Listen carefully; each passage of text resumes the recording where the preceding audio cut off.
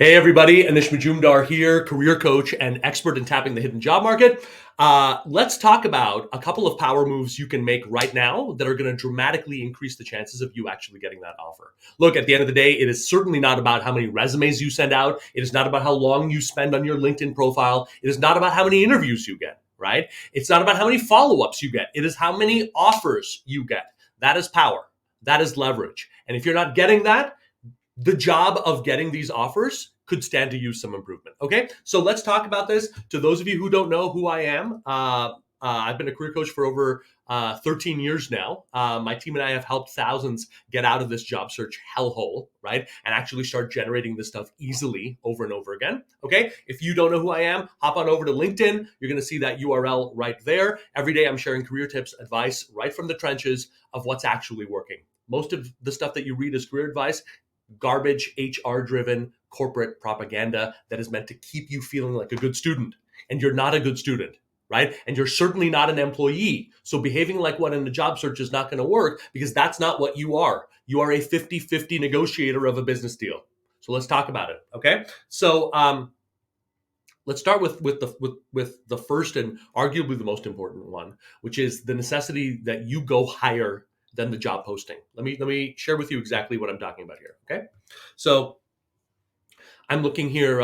Let's just say using this example, we're looking for a director of operations role. It's very common, and I will see people pull up a bunch of these job postings, only rely on these postings, right, and then basically reverse engineer their brand, resume, etc., so that all they do is they repeat this stuff. Operational activities, continuous improvement, quality, team, blah, blah, blah. They jam their brands usually full of these meaningless keywords, right? To almost say, hey, this is all I do. This is my life, right? Okay, so that doesn't work for a lot of reasons. It kills your unique worth and value, and that's all that matters after interview number one, by the way, right? If you're dealing with a credible employer, and B, it gives you nowhere to go. It gives you nowhere to have a conversation, nowhere to direct the conversation. It gives you no leverage, right? So the way that you want to think about this, right? And I would use not just job postings, which are notoriously inaccurate, but I would actually look at not just director of operations, high-level COOs, right, who are on similar paths, who are in the industries that I'm looking at. I could look them up directly through my LinkedIn profile. To those of you who don't know, here's my profile. Again, I encourage you guys to become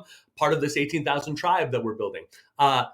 So look them up, right? Look up people who are on the path. Look up people who are 3, 4, 5 steps further than you, right? And ask yourself, director of operations towards what? These responsibilities towards what? That's the magic question. What type of a company is built by you getting this stuff right? And, right, what is your unique way of getting to that company, right? Not fitting in with this, which will happen, okay? But of aligning with that way, right? If you branded yourself that way, right, around your process, let's say, right, you still get to go after these types of roles, right? But you're not limited in that same way. And understand, employers don't have all the answers, right? If they could hire based on strategic alignment and commitment with where they're going, they would. But because they can't, the people who are going to get the role are the people who are coming in at a level that is higher than and representative of the strategic change, not just the skills and the responsibilities being listed. Okay, so going beyond that job posting, absolutely critical. Number 2, right, committing to identifying the real pain driving the hire. Tip: it is rarely going to be laid out in the job posting. Okay, so looking at those postings, understand most job postings will lie to you. And the reason why is very simple, right? I've hired people as part of my organization. You think I'm going to be giving out confidential details of problems we faced in this company to Monster and Indeed? Of course not. Dirty secret is most people in hiring will crib and pull verbiage from different postings for their own. That's not going to work for you, okay?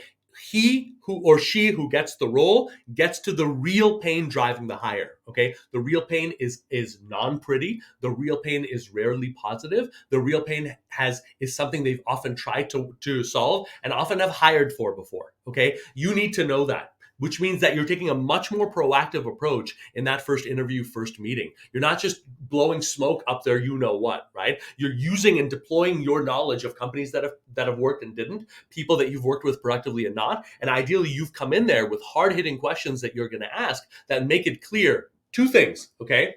One, you have very clear standards of your own that go far beyond, and you have no interest in impressing, you're looking for alignment, right? And two, when they ask you questions about your history, you're the one who's pushing for relevance.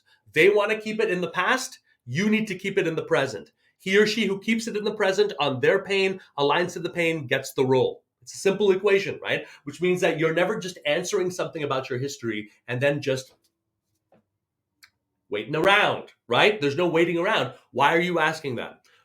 Can you are you open to sharing some relevant metrics about how you guys have been addressing that, right? And if they're not, call out the stonewalling, right? Very, very critical. This kind of leads in really well to the next point I want to make, which is the necessity that you direct all follow-ups through the lens of solving the pain identified, right? Not you as a candidate.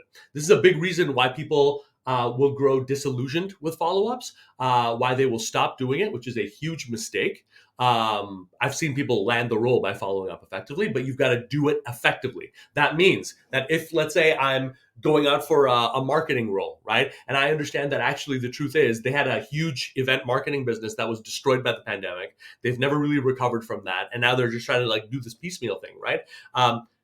In the follow-up, right? I want to direct it from the point of being advocate number one for solving this stuff, right? And solving it in the way that I know how, right? So when I say, look, I'm concerned that you haven't about the speed that it's taking. It's not because I want to win out the role, right? It's because, look, we have 6 months to make a change here.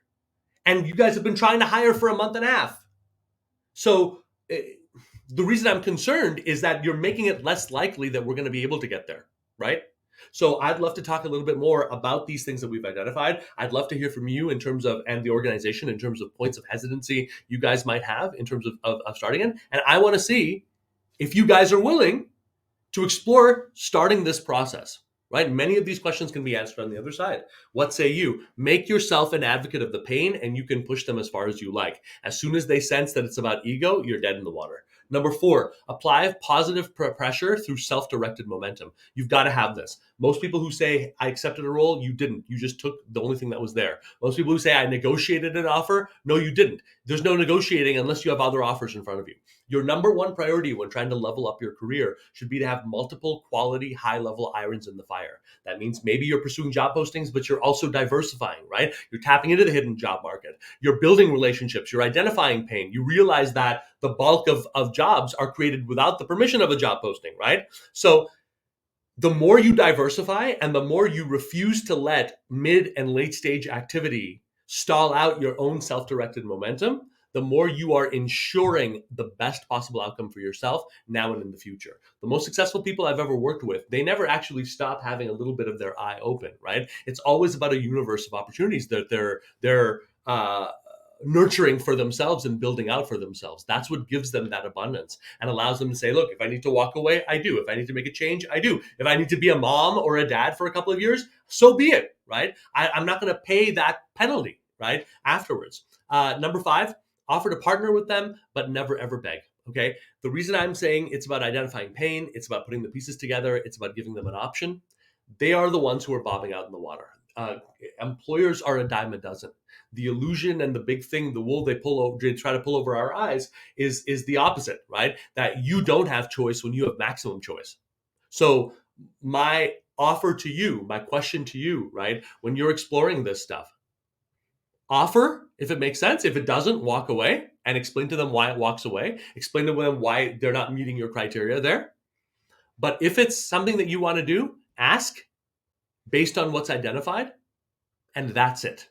If they decide not to, great. It was just a part of your overall strategy and opportunities you're moving for anyway, right? But beyond that, absolutely not. It's their mistake to make, right? And you do need, this thing of hiring is a two-sided process. There's no candidate in history that has ever one-sided talked their way into a role. Never.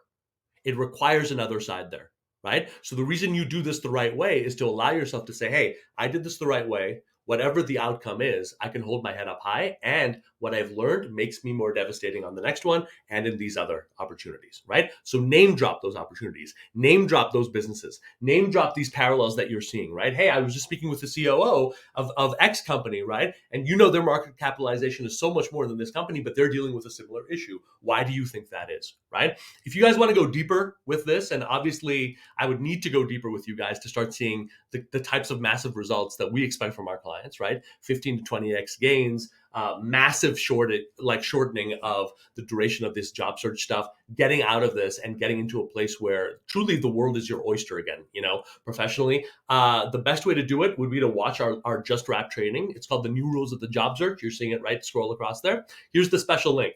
All one word, tap the hidden job, market/ASAP. Put that into your web browser right now. It'll take you right on over. It's a free sign up. You'll be able to watch it. If you want to get in contact with us, you'll have a way to do it at the end of the class. But the goal is to help no matter what. We've had thousands of people take this class or a version of it. Many of them have gotten massive, fantastic outcomes that many times they've shared with me and know they've never worked with me. All right. You getting out of this is the most important thing. And you taking steps and not being cowed by the powers that be is very important right now. All right. I hope this has been helpful, guys. Talk to you on the next one.